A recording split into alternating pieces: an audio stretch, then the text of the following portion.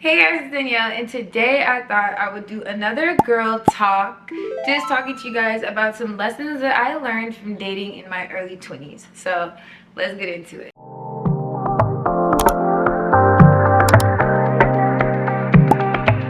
I want to let you guys know I am drinking a Celsius. I am back on them only because I'm doing a dry December and I feel like I deserve some type of joy. And the Celsius has been giving me a little bit of a rush, a little bit of joy, so don't judge me. So boom, like I said, today I wanted to talk to you guys about some lessons that I learned while dating in my 20s, my early 20s.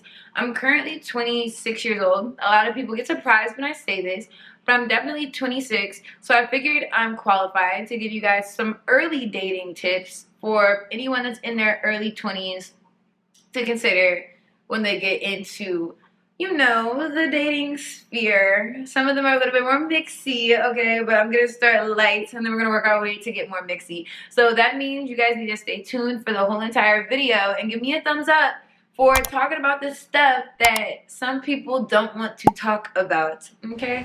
The first thing I want to give you guys, I wrote them down to make sure I don't miss anything.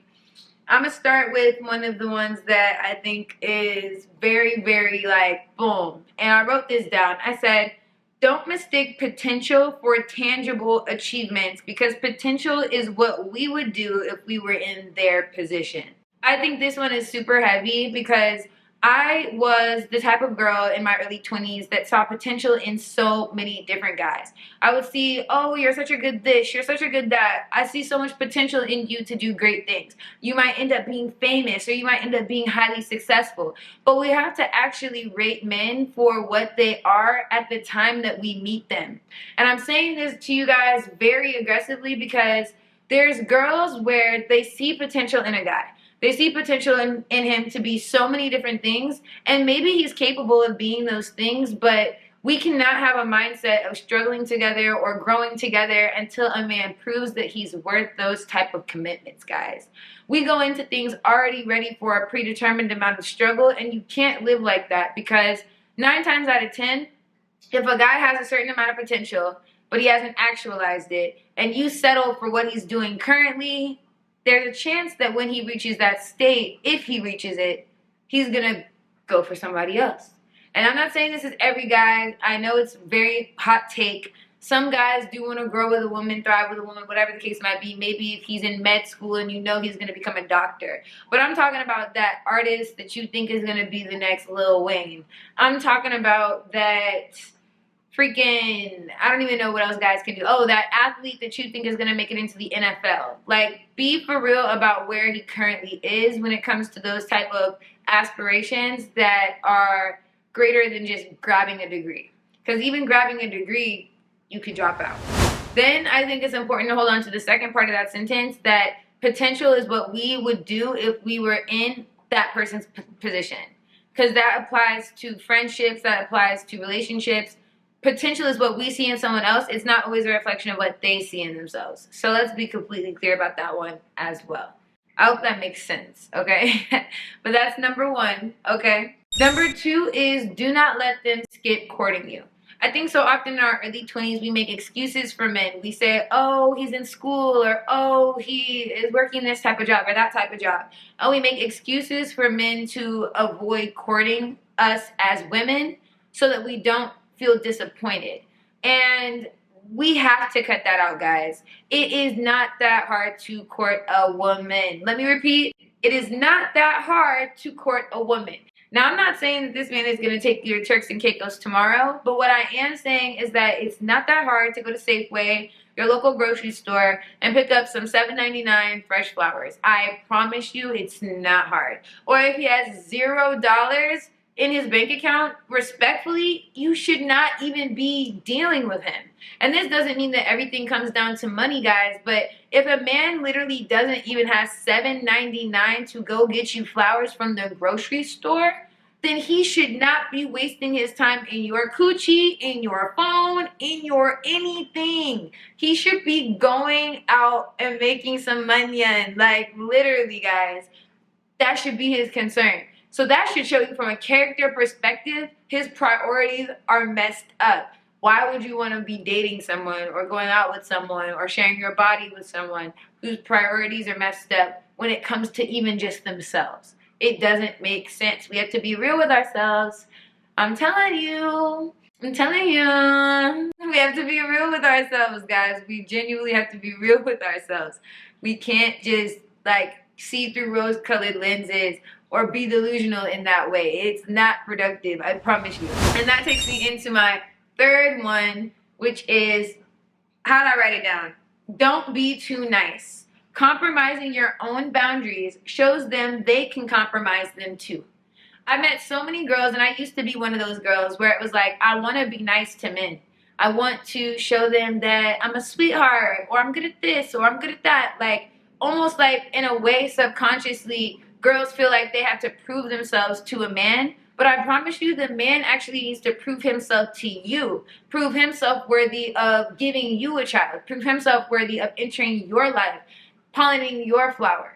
But because of childhood trauma, because of a mixture of other factors, sometimes us as women, we look at men like we have to show them that we're worthy of being a girlfriend, like we're worthy of being a wife, like we're worthy of getting bare minimum respect.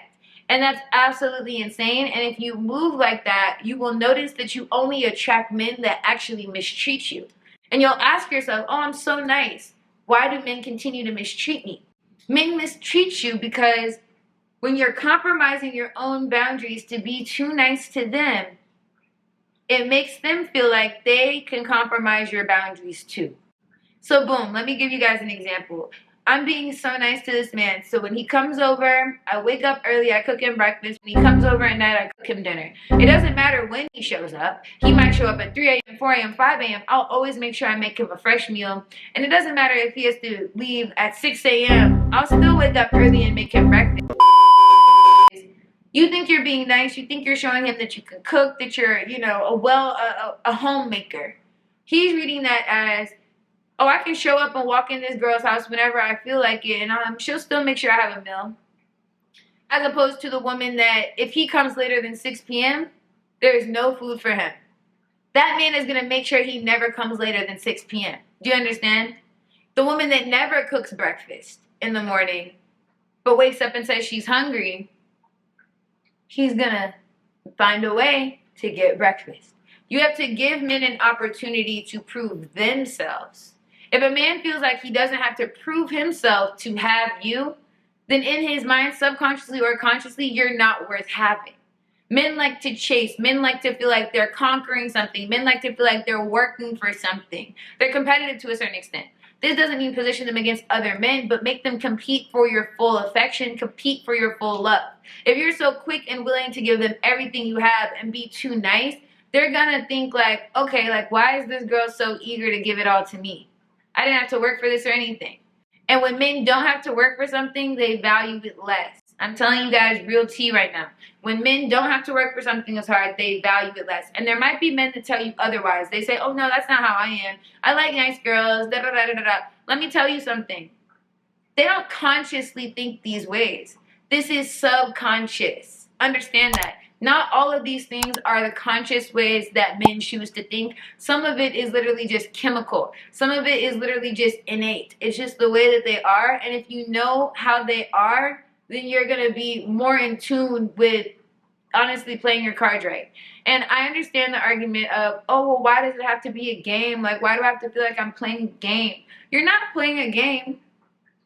But if you didn't have the trauma you had from your childhood, if you hadn't gone through the negative experiences that you went through that formed your current actions, then you never even would have thought in the first place to give someone all of you when they've given you nothing. The only reason you're doing that is because maybe you came from a household where the only time you were applauded or praised was when you were giving your all. The only time you were given any type of accolades or patted on the back or rewarded in any type of way was when you were being a doormat. Those things are not healthy, and if you saw that happen in your childhood, or if you experienced that in your childhood, you have to unlearn those negative traits in order to be the person that you need to be to receive healthy love. And I'm going to list some books in the description that you guys should go read if you haven't, but there's a book called Attached, and it goes through basically attachment styles and how they can affect you being loved. And it also talks about love in general, how you love yourself and how you can love others. You have to love yourself truly and purely before you can even position yourself to love others. And that is some real tea, y'all. I'm not even playing with y'all. I'm not even playing with y'all. I'm not. I'm telling you, I'm not. My next tip, guys, is give a time limit to talking. I understand that being in your early 20s, a lot of men and women don't enter into full relationships until later on, right? But you need to give a time limit to the time that you're going to be giving a man your full attention. So when you're in your early 20s, right, there's some options. You can be someone who's dating multiple people. I'm going to give you guys some real tea here, okay? If you're dating multiple people, that means a guy comes into your life, he likes you, he's courting you, you're going on dates, you're dating him. Now, if sex gets involved, that's okay, but use a condom. I'm so serious. Now, you're having sex with someone with a condom, going on dates. You have someone else you might be having sex with, going on dates. You're dating, and all these people should understand that you are not exclusive, okay? Option number 2, you're going on dates with someone, you're having raw sex, and maybe you're exclusive with this person, meaning you guys are only dating each other. However, this is not your boyfriend. Oftentimes, men get comfortable in this state. If you're giving them your body, especially with no protection, they're under the impression that they're the only one you're having sex with.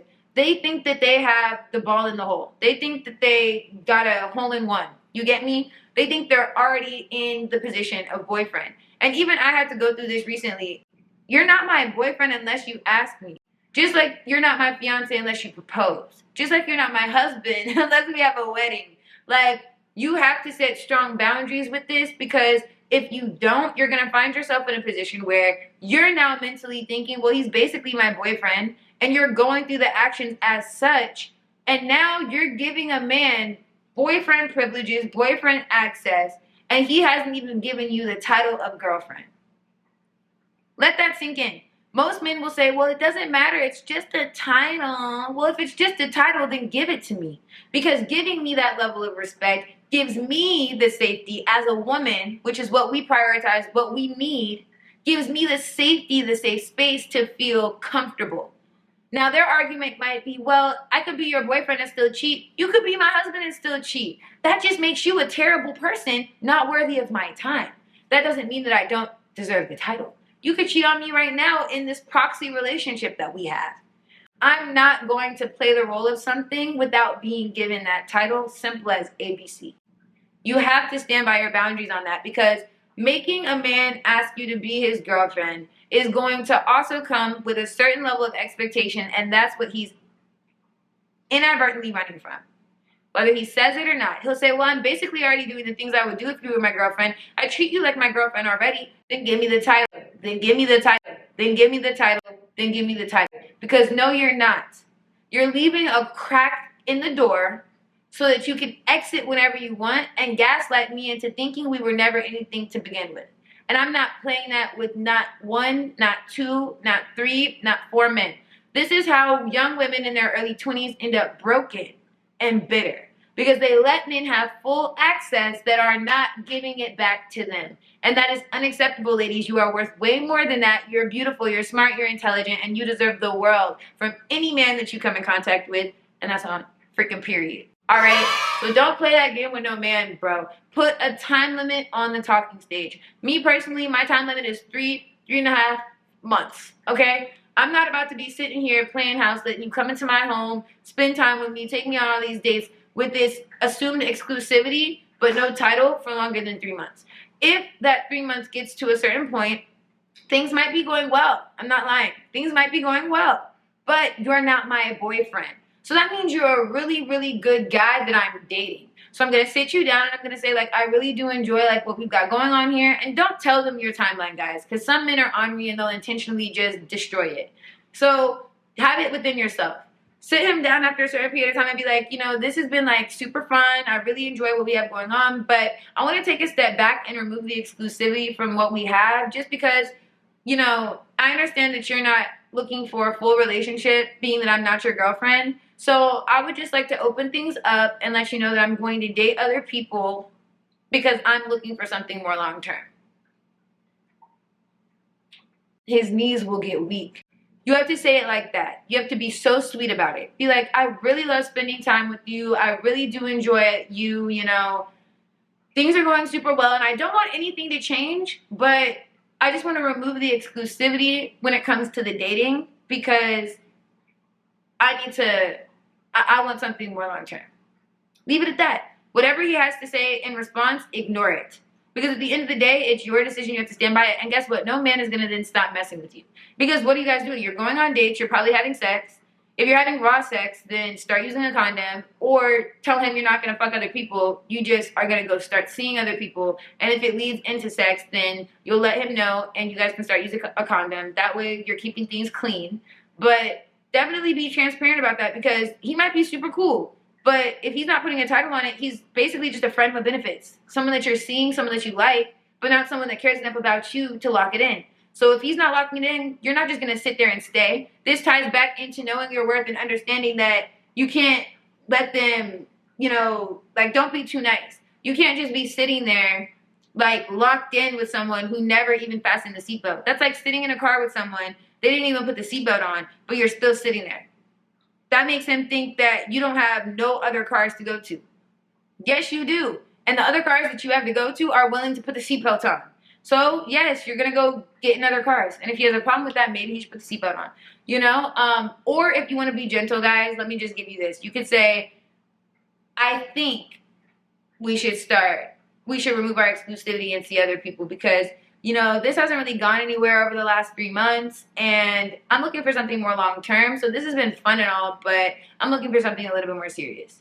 Easy. And after 3 months, you should not be so attached that this breaks your heart. I'm being completely honest with you. You'd rather do it yourself now than continue being strung along in whatever you have going on, and then have him remind you that, oh, we're not in a relationship. It'll crush you. I'm telling you. It'll crush you after 6 months. It'll crush you after 5 months. Do it after 3. I'm telling you. Let me get into, I have two more. I don't want this video to be too long. I got 2 more though, y'all. Okay? Watch out for monitoring spirits. There are men that will prey on your downfall. Now, I don't mean this to be crazy, guys, but I've talked about this in other videos. A monitoring spirit is someone that's close to you, a friend, maybe even a boy, right? And this person, when they get close to you, all of a sudden things start going wrong.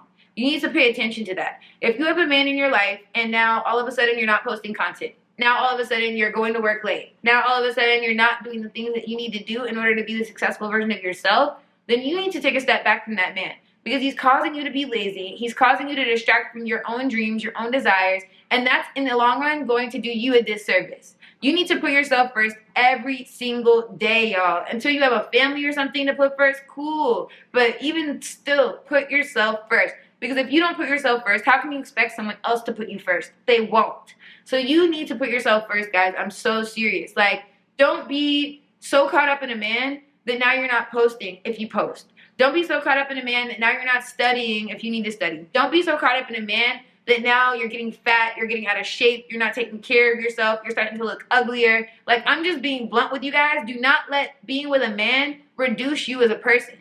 That's dumb. And if you let that happen, that man will leave you as well because of that. You get so comfortable with a man, you let him be a monitoring spirit, you let him break you down, you let his little snide remarks or comments stop you from living in your truth or doing what you're doing, because he's coupling it with love and sex and maybe a couple of dates. And now you find yourself reduced as a person because of it. Don't let that happen. That's a monitoring spirit. I'm telling you. It is. All right? Now let me get into number 6. This is the final tip, and this is the most mixy, so I'm going to lighten it up a little bit. But girls, I'm about to talk about sex a little bit. I feel like we can talk about that on this channel now, okay? Girl, if you don't know what an orgasm feels like, all right? If you don't know if you've ever come before, all right, go get you a little vibrator, okay? In your early 20s, it's a must. I just got my first vibrator not too long ago. I'm 26 years old. Guys, go get a vibrator. Go get a rabbit toy. Like, go get you a little something. I'm telling you. Mariama's going to watch this and laugh, bro, if she watches this. But I'm telling you, bro, go get a vibrator. Do it. Because you need to, once again, put yourself first. Get it on your C-L-I-T, okay? And let it do its thing. Once it does its thing and you know what that feels like, you know how to reach that point, never, ever, ever, ever, ever let a man fall short. All right? I used to be a girl in my early 20s, and I'm not going to lie, I had a lot of encounters. I mean, maybe not a lot. Let me stop. Let me not make myself out to sound crazy. I don't know who's watching this, but you know what I'm saying? I've had my experiences. So it's kind of like, when I look back at my early 20s, I'm like, okay, wait, I can count on a couple fingers how many men actually probably like made anything almost kind of happen. You get me? Sorry. I got worked up. Do not be in a situation where you're allowing these men to leave you unsatisfied. Like, do not be with a man where it's barely any kissing, it's barely any foreplay. He just wants you to and then hop on it. Ew. Get head. Get fingered. This video, shoot. Don't even know if monetization was on the table for this. Get all those things, y'all. Like, make sure he is warming you up. Literally. Because I know in my early 20s, I was with so many men that didn't, but they're living their best life in this coochie. What?